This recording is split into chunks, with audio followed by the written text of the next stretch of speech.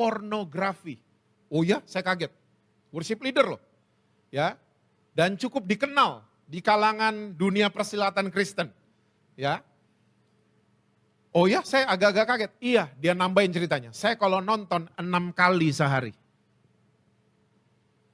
Bahkan mau pelayanan sekalipun, rekan-rekan musisi pada mojok berdoa, saya juga mojok ke DBT. Tahu DBT? Daerah Bebas Tuhan. Ke daerah yang gak ada CCTV-nya, saya nonton dulu. Saya nonton, ambil mikrofon, shalom sama jemaat. Shalom semuanya gitu. Dan udah bertahun-tahun saya melakukan hal ini dan ini membuat saya merasa bersalah. Waktu dia ngomong merasa bersalah, keluar air mata. Kak, saya udah didoain sama pendeta-pendeta ngetop. Wih, ternyata pendeta banyak yang ngetop ya. Ya, saya udah didoain sama pendeta-pendeta ngetop. Pakai cara apapun udah. Ditumpangin tangan udah, diuel-uel rambutnya udah, semua udah.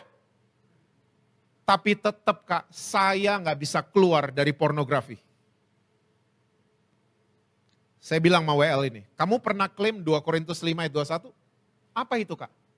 Rasul Paulus bilang dia, Yesus yang gak kenal dosa, dibuat berdosa karena kita.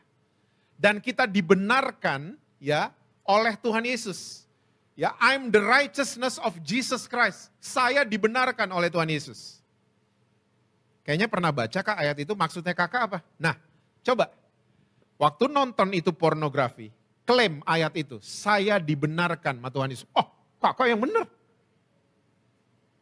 Mau pilih yang mana? Tetap dibelenggu atau merdeka total? Pengen merdeka sih Kak. Nah coba, gak ada salahnya mencoba.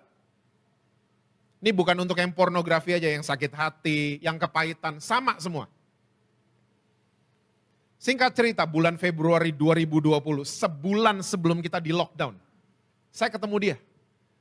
Dia peluk saya, dia bilang, Kak berhasil. Saya bilang, coba cerita.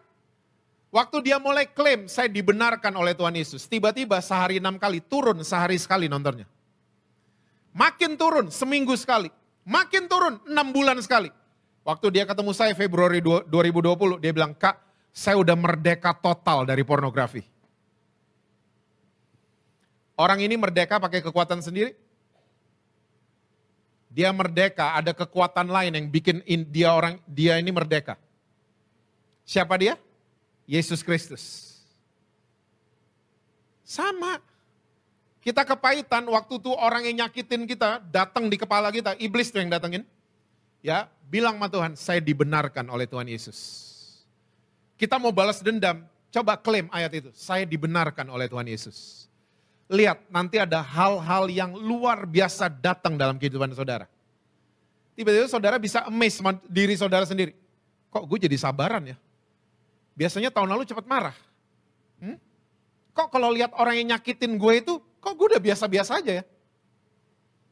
Bukan pakai kekuatan sendiri, tapi pakai kekuatan juru selamat kita. Saya gak akan lupa 2 anak saya. Ya, sekarang satu udah sarjana, satu udah kerja di dunia entertainment. Waktu mereka masih kecil. Nama mereka Angel dan Pangeran. Pangeran adiknya waktu itu pecahin piring. Sama kakaknya saya dengar dari kamar saya. Maka kakaknya diginiin, ayo lo dimarahin Daddy. Ayo lo dimarahin Daddy. Lalu saya dengar langkah kecilnya Pangeran on the way ke kamar saya. Dia ketok kamar saya buka pintu kamar saya, dia masih segini. Dia ngelihat saya ketakutan. Saya tanya sama dia, ada apa Pangeran? Dia cuma bengong lihat saya gendong. Ada apa? Dia mulai ngomong, suaranya pelan, piring pecah. Saya tanya, siapa yang pecahin? Makin pelan suaranya, aku. Saya tanya sama dia, kamu gak berdarah, gak luka, gak kena beling? Dia bilang enggak. Oke Pangeran, it's okay kok. Piring kita bisa beli lagi, yang penting kamu gak luka. Enggak, aku gak apa-apa. Makin gede suaranya. Dan gestur badannya mulai minta turun. Ya, saya turunin dia. Dia keluar kamar, ya, ketemu kakaknya lagi Angel. Angel intimidasi dia lagi.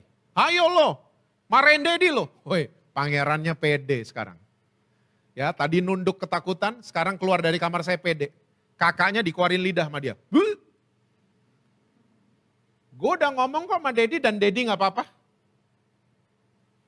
Saudara, sesimpel itu kita sama Tuhan. Sesimpel itu. Waktu kita bikin salah, jangan sandiwara. Kita jatuh dalam dosa, jangan main sinetron. Jangan drama. Waktu kita jatuh, datengin Tuhan. Dan jujur sama Tuhan, Tuhan saya jatuh, I'm sorry. Waktu kita ngaku, dia adalah Allah yang setia dan adil.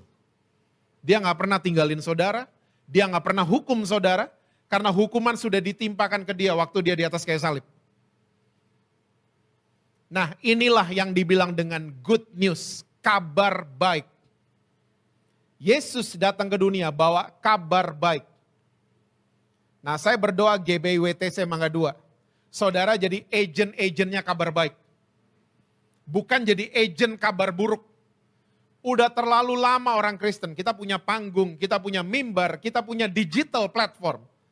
Tapi kita pakai ini semua untuk sebarin bad news. Lo gay, neraka lo nanti. Lo kumpul kebo, nanti lihat toko lo bangkrut. Pernah dengar orang-orang Kristen ngomong gitu? Itu namanya nyebarin bad news. Orang denger bad news cuma dua, jadi takut, yang kedua jadi munafik. Coba sebarin good news. Good news akan merubah seseorang dan membuat orang tersebut bertobat. Ibu-ibu kalau lihat pengumuman ya toko tas LV sale 90%. Kira-kira ibu-ibu gimana? Berubah atau tidur-tiduran? Berubah, mandi, dandan. Suami bilang, mah tokonya ngantri 2 jam. Gak peduli, 90% soalnya. Sebelum pandemi, saudara masih ingat travel fair? Itu ngantrinya sampai kayak kaki 1000. Karena orang dengar kabar baik. Orang berubah, bersedia bayar harga. Mau ngantri, gak peduli. Apalagi ada kabar baik yang mengatakan dosa saudara dan saya diampuni 100%. Berubah. Itu good news yang terdahsyat udah. Diampunin loh.